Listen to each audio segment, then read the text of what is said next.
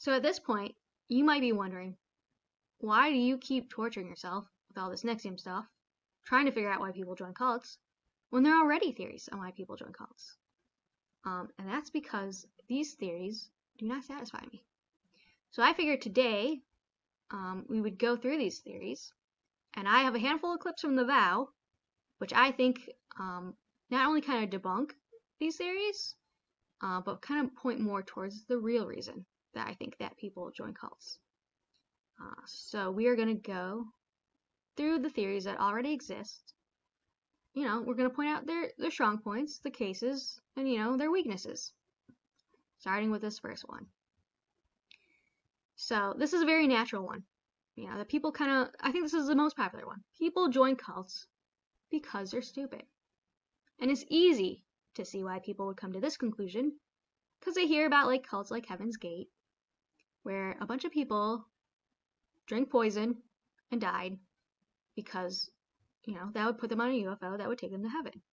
And people hear that and they think, wow, you'd have to be a moron, right? You'd have to be an idiot to think that that would happen. So, on a superficial level, if that's all you know, if you just hear the conclusion, totally makes sense why you would think this. Now, if you're a little more generous, you might, you know, thinking that you're being nice, say, hey, they were probably mentally ill, right? And a lot of people do this, they do this backwards thinking, where after something, you know, someone does something really terrible or nonsensical, they don't know what mental illness it is, they don't know what the symptoms are, they just figured, hey, you know, this doesn't make sense. It must be the case that this person was sick, right? It's not really what happens in reality, but it's a nice, you know, it's a kinder than just stupid, right? It gives them the potential of being smart. Another thing that people do, thinking that they're nice and generous, is saying, you know, maybe, you know, they're poor, they're homeless, you know, they're vulnerable in that way. They don't have a lot of resources. A bunch of people come along and they say, here's a place to sleep, here's some food, here's some friendship. Who wouldn't take that up, right? And you would go along with all these ridiculous things because, you know, you're just, what can you do? And I think maybe this one, you know, because the Manson family, right? They had the kids, they were homeless. So he took advantage of them, right? So I can see where, you know, if you didn't know that much, you would say, hey, they must have been like poor or something. Well, the problem with this theory is that, you know, people have looked into who actually joins cults. And it turns out that most people who join cults not only are not poor, they tend to be a little, you know, more well off than the average person. They tend to be highly educated, college degrees. They even might be a little more attractive than the average person. So these two theories kind of, you know, the facts and the theories don't really line up that well. Maybe they're mentally ill. You know, you can be educated and intelligent and attractive and be mentally ill, but you know, they tend to function just fine. And if you're mentally ill, you probably are not, by definition, functioning just fine. So this leads people to the second conclusion. Well, maybe, you know, it's exactly backwards. Maybe people join cults because they're smart. Well, if they have a higher education, right? The idea is they're exposed to all different beliefs. So they're just like more open-minded, which makes them, you know, a cult leader comes along with these new ideas. They're more willing to hear them out. They're wealthier, so you might have more free time. For NXIVM, you can't be in NXIVM and poor because the modules cost like $5,000. So that right there, right, kind of, you know, limits who can join. And maybe you're just like more interested in intellectual pursuits. You just like being tickled in that way. Another idea is like maybe, you know, it's people with a spiritual vacuum. They don't really have a framework. They want a framework. Cult comes along.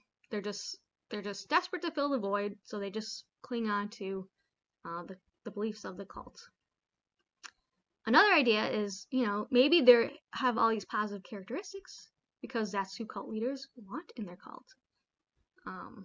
So this, you know, this seems to have a lot of merits to it.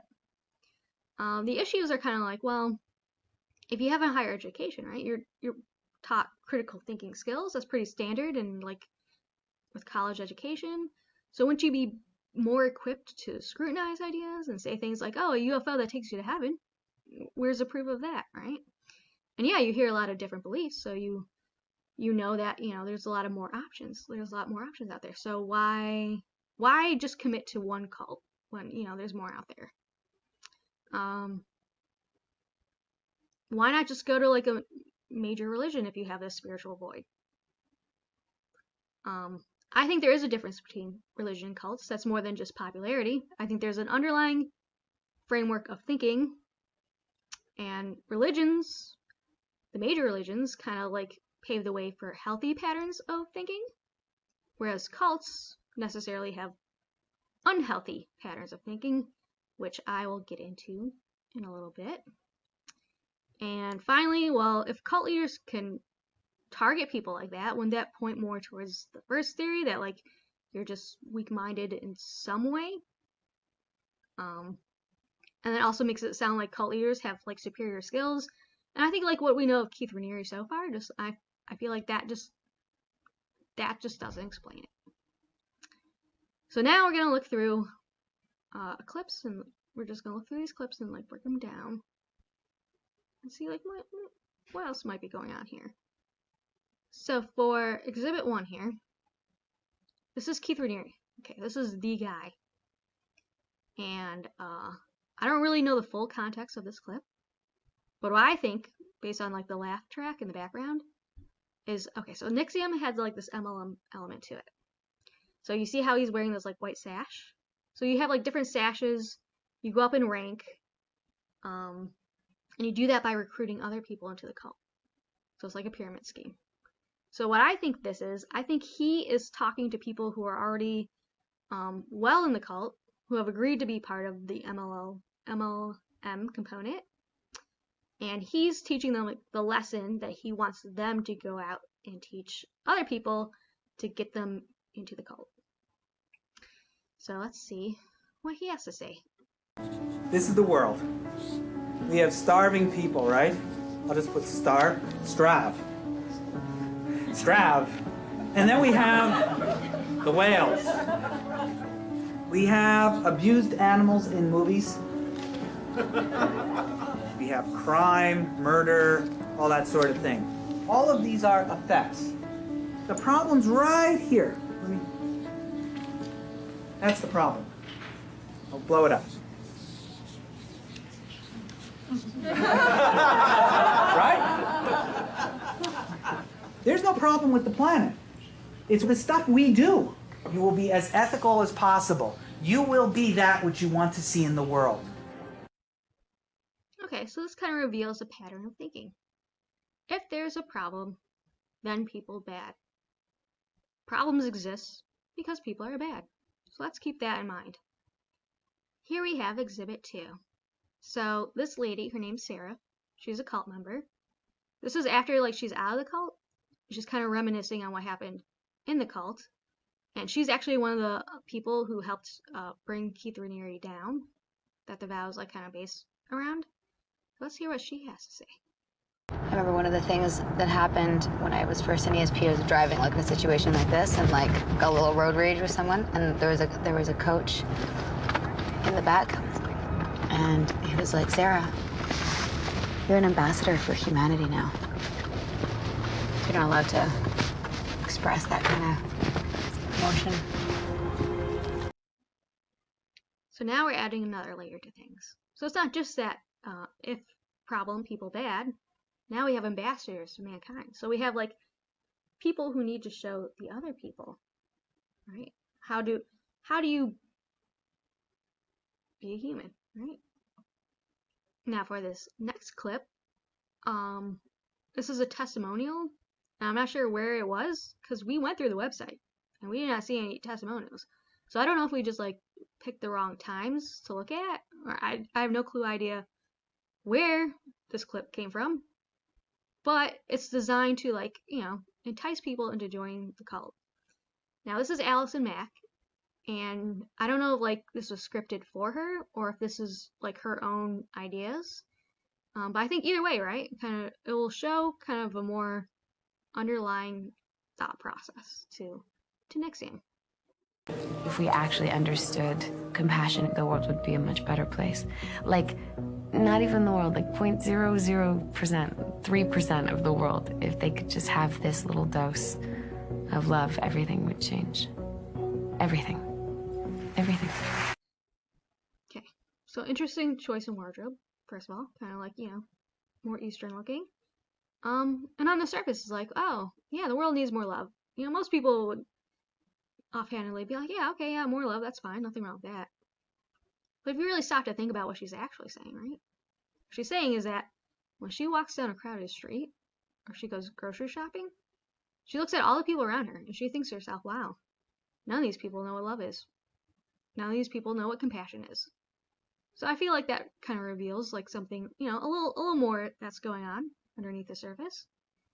So for this clip, there was another cult member named Mark Vicente, and he made movies for a living. And he helped make like the first season of The Vow, which is what we're watching now. So Keith Raniere wanted everything recorded. So Mark had all this footage at his disposal. And what we're seeing now is like a behind the scene clip of like they're making another documentary to show to like the people of Mexico because they were doing something in Mexico. And now they're reviewing the footage. So let's see what they have to say about that. Okay, let's just do a start it. Let's see. Sorry. I'm a little punchy, that's all. Don't mind me. Pues un intercambio, una discusión para poder hacer una lluvia de ideas para ver qué podíamos hacer. This is history of the movement, right? Esa discusión iba a tener lugar un día en la mañana, ahí en Albany, y pasó de ser una discusión de una mañana a una discusión de 4 días. If you decide to do something, not boring, but not of the emotional tenor you need. The reason why I think you should is I think we all the thing that I say about Mexico being an optimal time, maybe that's something. I think Mexico can This is really very documentary, intellectual. the world. In this situation, I see there are 4 basic philosophies for which Great, I don't give a shit. La primera es irnos a I don't even know the word philosophy. I'm a typical person watching es el this. único país que tenemos y vale la pena defenderlo. I mean, nothing against being myself. Now, to put this on pause a second. So again, I have to keep in mind, who's the typical person that's seeing this? If you go to all of the wealthy, educated people and they all see this film and whatever, you're not going to change Mexico. It's not going to work. I don't think I need to see much more. I think you need to rethink this. It's essential. So Keith Raniere is watching this footage, and he's thinking in the perspective of what he thinks the average person would see it as. And he thinks that the average person doesn't know what the word philosophy is. Right? So that's another little clue of what might be going on here. So for this clip, this lady here, she's the mother of someone who, at this point, was currently in the cult. And they are going through Keith's ex's stuff because they're trying to go after him in court. They find this letter that he wrote to her after their breakup. They're taking it as a death threat. I'm taking it to be something a little weirder. So let's take a look at what's in this letter. In this. What was this? This was for you? Yeah, that was my death timeline. Oh my God. This is one of the letters that Keith sent me when I left. This is what was going to happen to me. He's showing her a diagram of her demise, basically, is what that looks like. Right. So, yeah, I say we do add this and just say Keith's threats after I left him. Okay, when you look at the letter, what were the actual words in it? It wasn't that you will die. It's that you will die normal. You will be a normal, average person. So it's not a death threat. It's a fate worse than death threat, which is you will be alive, but you will be average. What could that mean? You know? So for this last clip, Keith Raniere is like walking one-on-one with a cult member. He does this sometimes. And, you know, they're just chatting about, like, you know, the cult or whatever. Your book as you go along. Huh. Here's that definition of hell, which I've come to love. Which is? Oh, I thought you knew. Definition of hell is you on the day that you're going to die, how you are, meeting the you could have been. That's a really good one. It is. Each moment we fashion that difference. That's my quote. Keith Raniere, 2012. Exactly. That's not part of the quote. That's great. Okay, so now there's another layer to it. It's not just bad being average. It's also hell to, like, not be great, but not be as great as you could have possibly been. And you have to do this, like, each moment you have to work towards this greatness, right? You can't rest for a single second. Or else, man, that would be hell if you weren't the greatest thing ever, right? Alright, so let's try to put it all together. Right? So here's I'm thinking that the reason you join a cult is because you hate people. You hate humanity. You hate human nature. So I would say the reason why cults kind of attract more intelligent people is because of this phenomenon, right, called externalizing versus internalizing. So if you have like a really low IQ, there's not a whole lot you can do on your own. You kind of depend on other people. If you have a really high IQ, you are capable. You can do a lot of things on your own. So if you have a low IQ, you tend to externalize the problem. Other people can solve the problem. If you're high IQ, you tend to internalize. It's up to me to solve this problem. So if some cult comes along, see, all this is talking about, like, you have to be an ambassador for humanity. You have to be super great. Well, if you know you're not that capable, right, what do you want me to do? I can't do anything about it. I'm going to change the world. I can't even, like, help myself. You have an high IQ, right? You're thinking, well, who else will do it? Like, I am smarter than other people. It's my job to do this, right? So that's going to be more appealing to you. So I don't think people join cults because they're smart, but I think smarter people tend to be more internalizing, and cults give this internalizing message of, it's up to you to make the world a better place. You are more capable than other people, so you have to take on this burden to lead the world to greatness, or develop utopia, or whatever, right? If you're really wealthy, right, there's another thing the brain does. So our reward system is rigged in a way where it helps us to survive by rewarding something we've done. Now, when people are super wealthy, there's kind of like this disconnect, right, which is called imposter syndrome. So even if you do accomplish things, the reward seems kind of like disproportionate. It doesn't feel right, so you don't get that feeling of joy from it. If you're born into a wealthy family, you might struggle with that. You might even struggle with like a little guilt. Why do I have so much when other people have so little? And you're not really happy about it, and you want to like correct it somehow. So you get that rewarding feeling of, no, I earned the things I have, right? So the Manson family, like those kids, yeah, they ran away from home. They ran away from kind of like nice homes. So yes, they were homeless, but they weren't like chronically homeless, like the way, you know, you typically imagine someone would be when you hear the word homeless. They just kind of like rejected that kind of middle class, maybe upper middle class, whatever it was, to live a more, you know, less materialistic lifestyle, let's say. Becoming hippie, that was a scene, right, at the time. So why do smart people do terrible things? Why do mentally healthy people do terrible things? Well, our brains also do these things called, like, we bracket beliefs. So if you ever really hated someone, right, you might have done something really spiteful that hurt yourself in the process. But you didn't care. You didn't care if it was irrational. You just had these strong feelings towards these people. So you were willing to do, like, nasty, terrible things that didn't really make sense, but felt right. So in these clips, there's like this, you know, they were laughing in that first clip, right? They were talking about how people cause all the problems in the world, and they thought it was funny.